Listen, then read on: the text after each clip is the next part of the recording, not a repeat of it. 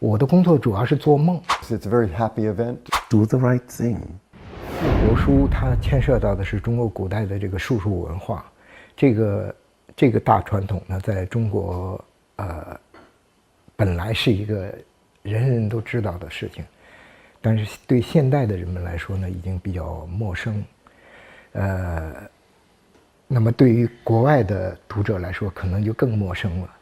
但是它很重要。中国的文化是一个多元的，也不仅仅是有儒家，还有其他的各种各样的思想流派。所以，这个传统呢，它可能是我们研究中国文化不可缺少的一个方面。特别是它既跟中国的宗教传统，也跟中国的科学技术传统，这两个方面都有很密切的关系。而且这两个方面也是全世界的人都会关心的问题。所以我们通过这样的介绍呢，可以让这个中国的读者和西方的读者都了解到中国原来曾经有的这样一个非常重要的文化。For me, the importance of the Silk Manuscripts resides in its materiality. There is no other such manuscript trove from pre-imperial China in existence. So, as a testimony of the material culture of Warring States period China, and in particular Warring States period southern China, this trove of silk manuscripts is of completely unparalleled importance. Recent events with the Zhedanku silk manuscripts have brought the repatriation of two sets of the fragments, the Zhedanku Volume 2 and the Zhedanku Volume 3.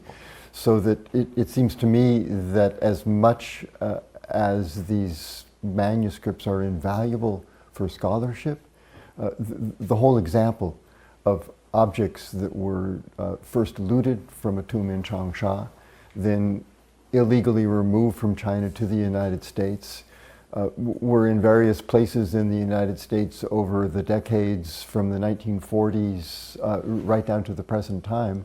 And just a month ago, there's been an agreement between the Smithsonian Institution to deaccession something that was the property of the United States, as things are when they're deposited in the Smithsonian Institution, in this case the National Museum of Asian Art, and to have a handover ceremony at the Chinese Embassy in Washington, D.C., so that the administration of the National Administration of Cultural Relics took possession and returned those fragments to China. To me, that's just a fantastic event. It represents a sort of culmination of many years of knowing Professor Li Ling and his scholarship on the Zhedanku manuscripts. And it's a very moving, to me, fulfillment of a very important element of what it means to do scholarship in the modern world. So I would just really want to emphasize it's a very happy event. In such cases, there cannot be any reasonable disagreement that objects like this should be in the country of origin. It is very good to have such a precedent and to show that such a repatriation can work with the goodwill and consent of everybody. And of course one hopes that for other artifacts of similar importance, repatriation efforts will also be successful. In general, it is a principle in archaeology to keep finds from the same context, when the context is known, together in the same collection. In the case of the Zhedanku manuscripts, I think Professor Harper's translation of the three manuscript texts makes a very good case that they form a corpus and that they should be together. And of course, the two manuscripts that have been returned are in very fragmentary state and by themselves don't make a great deal of sense. Their meaning and their significance derives in great measure from the fact that they were together with this much better preserved Zidanku manuscript number 1, which is not only an important text, but it is also a very important work of art, and which should be considered in conjunction with the others. So from an academic and also from an ethical point of view, it is desirable that all 3 manuscripts be in the same place, and we still very much hope that this will soon be the case. If I may refer just to the last sentence in Professor Li's introduction to the English edition. I feel certain this edition will lead to greater awareness of this classic of feng shui, recipes and arts, in the English-speaking world. And it will.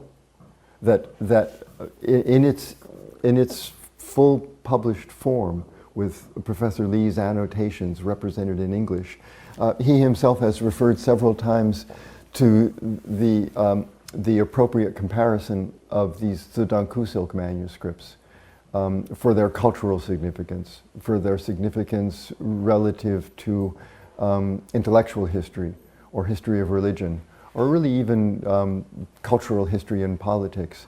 He's compared them to the Dead Sea Scrolls. Well, now people can look at the English edition and they can have an exact representation of what these Zidanku silk manuscripts are and what their position is in world civilization.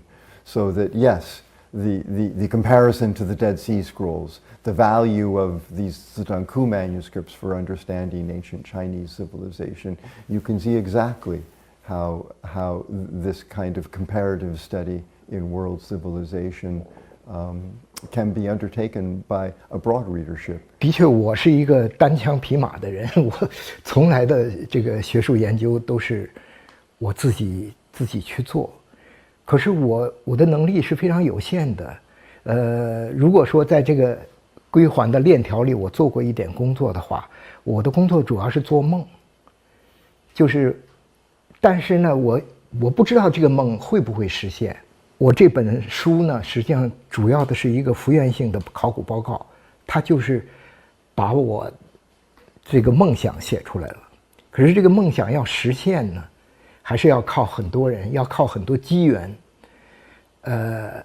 那么我们这个梦可能只做了一半，还有另一半没有实现。